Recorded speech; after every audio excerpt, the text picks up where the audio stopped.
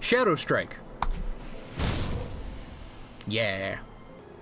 Hey everyone, in this video we're going to go over Shadow Strike real quick. I'm not going to do a footage thing or an intro, like long intro, so we're just going to jump right on the skill box. A cunning combination of illusion and mental deflection allows you to seemingly vanish and reappear above your victim like a nightmarish specter. Requires a melee weapon. Shadow Strike is a pseudo-teleportation ability in Grim Dawn. It, like Blitz and Chaos Strike, will let you hop on anything you can target with a melee attack. This includes enemies, obviously, but it also includes boxes and destroyable crap in the environment. You can Shadow Strike onto those things and move yourself along. It's great for movement and great for closing gaps.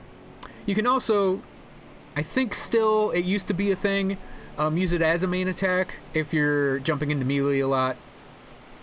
It's great to attach devotion things to, and if you're dual wielding, it will actually work with both of your weapons, deal damage from both of your weapons, and it will proc whatever your weapons proc, obviously. So it deals a chunk of main hand weapon damage. If you don't have an offhand, you obviously don't have offhand damage on the ability, but with an offhand weapon, you'll deal a chunk of offhand damage. Then it also deals a chunk of piercing and a chunk of cold damage. It can stun a target for 1.5 seconds, and it increases your movement speed by 500%, which is how you get the super fast teleport. The second ability is Nadala's Justifiable Ends. As a practitioner of poisons, found unsavory by most Nightblades, Nadala maintained that the ends justified the means. The toxic twist on the traditional Shadow Strike will ensure the end of any foe that survives the initial attack. So this is a pretty interesting modifier for this skill, in that it will actually reduce the skill's cooldown. This is what makes Shadow Strike kind of a candidate for a main attack replacement ability, because if you invest in Nadala's Justifiable Ends, you reduce the cooldown by a lot. You don't really need to equip cooldown reduction, but if you stack it a little bit, you can reduce it by even more and just keep pouncing on the enemies quicker and quicker. It also deals a chunk of poison damage over 3 seconds, increases the crit damage, of the Shadow Strike ability, and increases the overall poison damage of the attack if you deal poison damage with your weapons. The second modifier on the ability is Nightfall. As you reappear and engage your prime target, a pall of darkness will descend upon surrounding enemies like the darkest, coldest night, chilling their blood and invading their minds with an uncontrollable weariness.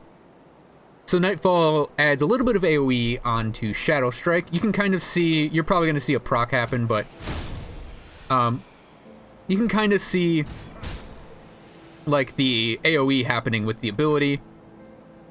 This adds another small chunk of main hand and offhand weapon damage, some cold damage, some frostburn damage, a little bit of leech life damage, and you have a tiny chance to put the target to sleep for 5 to 8 seconds.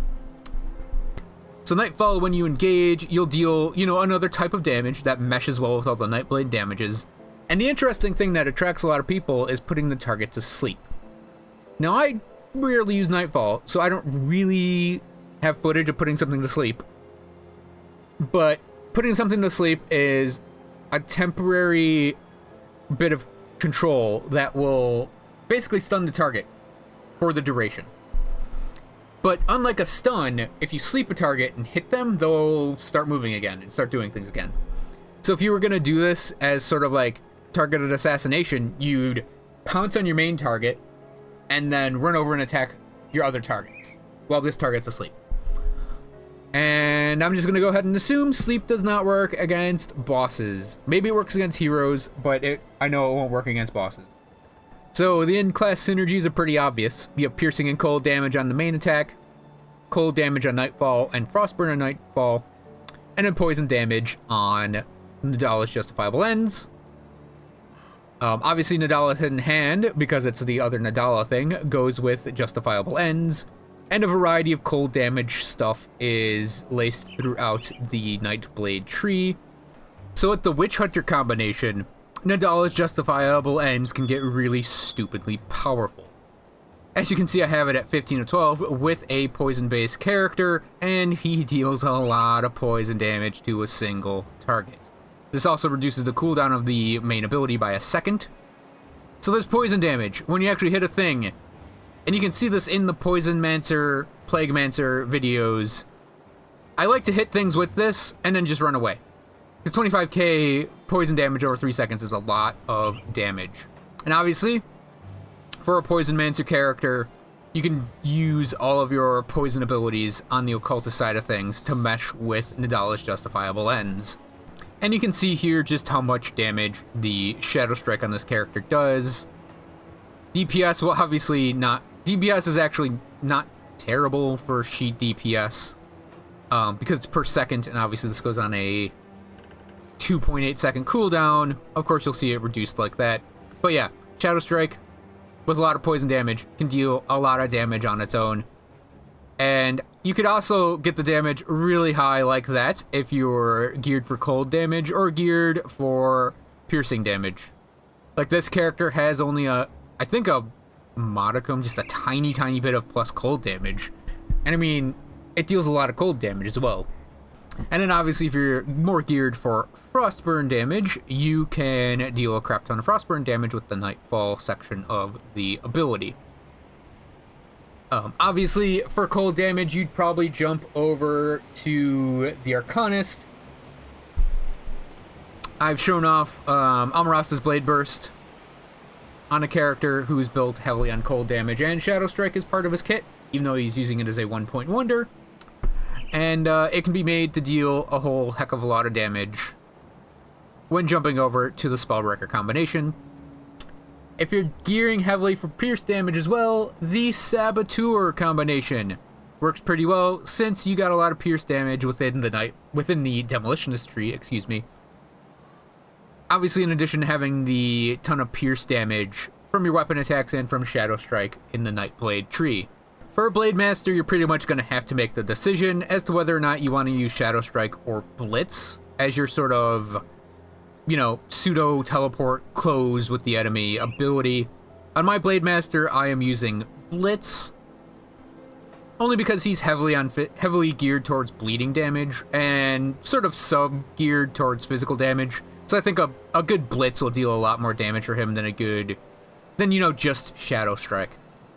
Now there's something to be said for, I think the name of it is a Shadow Blitz build, where you actually have Shadow Strike and Blitz on a character, and you level them both up, and you sort of alternate using them to sort of run around / teleport around the battlefield and just slam enemies. And of course, if you're dealing a lot of piercing damage with your weapons, you'll probably choose Shadow Strike over Blitz, even if you are a Blade Master. But as I mentioned, this character is primarily dealing with bleed damages, so Blitz was a little better in terms of the damage it could deliver for its role in the build. And so that was Shadow Strike. A quick look at the ability. It is a great ability. It's a great 1-point wonder, and it can be really powerful if focused on, depending on your build. Hey, stop it. So thanks for watching, everyone. I hope you guys enjoyed this video. Please check out my Patreon. There should be a link on the screen, and you can see the link in the description below. So thanks for watching again, and I'll see you guys next time.